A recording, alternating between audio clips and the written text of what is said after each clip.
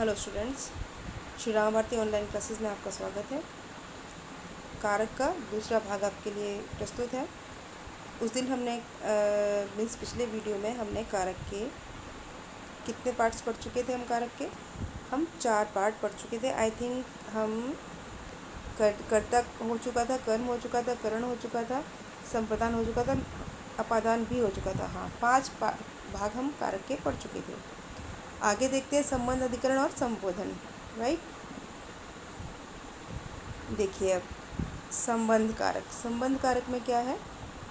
संबंध कारक में संज्ञा या सर्वनाम के जिस रूप से उसका वाक्य में प्रयुक्त अन्य संज्ञा या सर्वनाम से संबंध ज्ञात होता है, उसे हम संबंध कारक कहते हैं।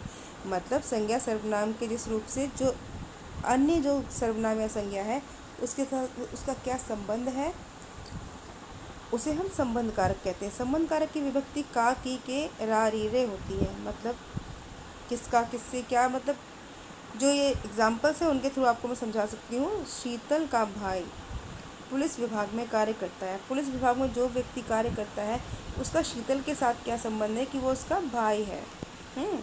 का हो गया, मीरा की सहेली की हो गया। मीरा की सहेली ने पुरस्कार जीता। पुरस्कार जीता है, किसने जीता है? मीरा और जिसने पुरस्कार जीता उसके बीच क्या संबंध है कि मीरा की वो सहेली है। मेरा घर पास में ही है, तो मेरा घर पास में ही है। मेरा घर कहाँ है? पास ही में है। मेरा, मेरी, मेरे, ये रा री रे हो गया। राहुल की बहन प्रियंका है, का, की, के हो गया। ठीक, तो इन वाक्यों में शीतल का, मीरा की, मेरा, राहुल की संबंध कारक है। और संबंध कारक की पहचान क्या है? इसकी पहचान करने के लिए संज्ञा या सर्वनाम के साथ किसका, किसकी, किसके लगाकर प्रश्न करते हैं, फिर उसका जो उत्तर मिलता है वह संबंध कारक होता है। ठीक है, यह बस्ता मेरा है, यह बस्ता किसका है? मेरा। तो मेरा उत्तर मेरा, यानी रा आ गया। मेरा, मेरी, मेरे, इस तरह के आंसर किस में आएंगे आपके? बताइए, संबंध कारक में। राइट। अब अधिकरण कारक, संज्ञा तथा सर्वनाम के जिस रूप से क्रिया के होने के स्थान या समय की जानकारी मिलती है, अधिकरण कारक कहलाता है। यानी अधिकरण कारक की विभक्ति में पर है। मैदान में दर्शक मैच देख रही। अधिकरण कारक में ज़्यादातर ध्यान रखिएगा कि स्थान की जानकारी मिलती है और समय की जानकारी मिलती है। संज्ञा सर्वनाम के जिस रूप से जानकारी मिले स्थान की और समय की, उसे हम अधिकरण कारक कहते हैं। मैदान में दर्शक मैच देख रहे हैं। दर्शक कहाँ मैच देख रहे हैं? मैदान में। कपड़े कहाँ सूख रहे हैं? छत पर।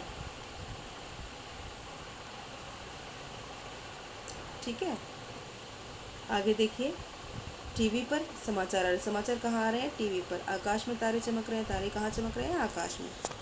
तो ये सारे जो हैं आकाश में, टीवी पर, छत पर, ये सभी अधिकरण कारक है। अधिकरण कारक की पहचान है। इसकी पहचान करने के लिए वाक्य में क्रिया के साथ कहाँ लगाकर प्रश्न करते हैं, तो जो उसका उत्तर मिलता है वही अधिकरण कारक है। चिड़िया डाल पर बैठी है। चिड़िया कहाँ बैठी है? डाल पर बैठी है। राइट। इसके बाद देखिए संबोधन कारक। संबोधन कारक में क्या है?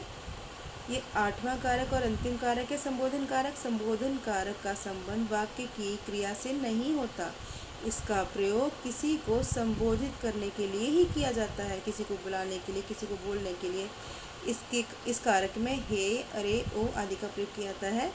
इस कारक में संबोधन करने के लिए जब बहुवचन शब्द जैसे भाइयों, बहनों, श्रोताओं, बच्चों प्रयोग किया जाता है तो उसमें अनुस्वार नहीं लगाया जाता। ठीक है, देखिए एग्जाम्पल के तौर पे, अरे तुम कब आए? अरे हो गया ना संबोधन। ए भाई ज़रा रास्ता तो बताना। हे माँ हमें अंधकार से प्रकाश की ओर ले चलो। बच्चों पंक्ति बनाकर चलो।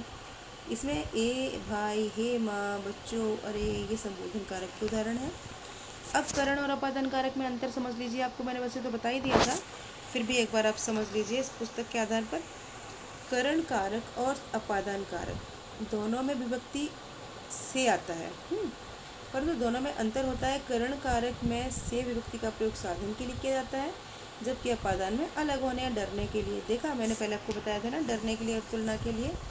लेकिन उसमें लिखा नहीं था। अलग होने के लिए था केवल, तुलनात्मक भी नहीं था। तुलनात्मक, अलग होना और डरना, ये 3 अवश्य आते हैं। जैसे वह रेलगाड़ी से गुजरा तो गया, ये तो हो गया बाय रेल। बाय रेल गया तो करण कारक आ जाएगा। दादी दूध से खीर बनाती, बाय मिल्क खीर बनाई, आ गया करण कारक। लेकिन वह घर से चला गया, दूर हो गया, उसने दूध से मलाई निकाल दी, अलग हो गई। ठीक है। वह लड़का भयभीत हो गया, ऑब्वियस है, अपादान कारक आ जाएगा। मोहन रोहन से अधिक समझदार है, तो यहाँ तुलना हो गई, तो यहाँ पर भी अपादान कारक आ गया। ठीक है। वाक्य में प्रयुक्त संज्ञा तथा सर्वनाम के जिस रूप से उसका संबंध क्रिया के साथ माना जाता है उसे कारक कहते हैं। ये हो गया आपका फर्स्ट क्वेश्चन का आंसर।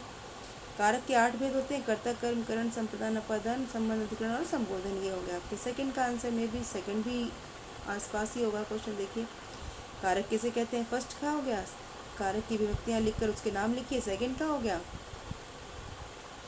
और करण कारक और अपादान कारक में अंतर है, जो कि मैंने आपको अभी समझा दिया। राइट। तो ये जितने क्वेश्चन हैं आपके पास, तीनों के आंसर आपके पास यही मौजूद है। ठीक है। प्रत्येक कारक की विभक्ति होती है, जिसे परसक भी कहते हैं। संबोधन कारक में बहुवचन में अनुस्वार का चिन्ह नहीं लगता। ये मुख्य बातें हैं जो अब तक आपने सीखी। राइट। तो अब कारक आपको समझ में आ गए होंगे।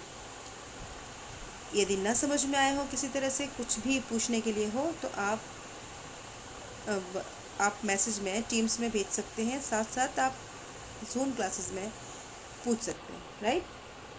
तो नेक्स्ट टॉपिक के लिए आप इंतज़ार कीजिए, और नेक्स्ट टॉपिक हमारा जल्दी आपके पास आ जाएगा। तब तक के लिए गुड डे बेटा, हैव अ नाइस डे।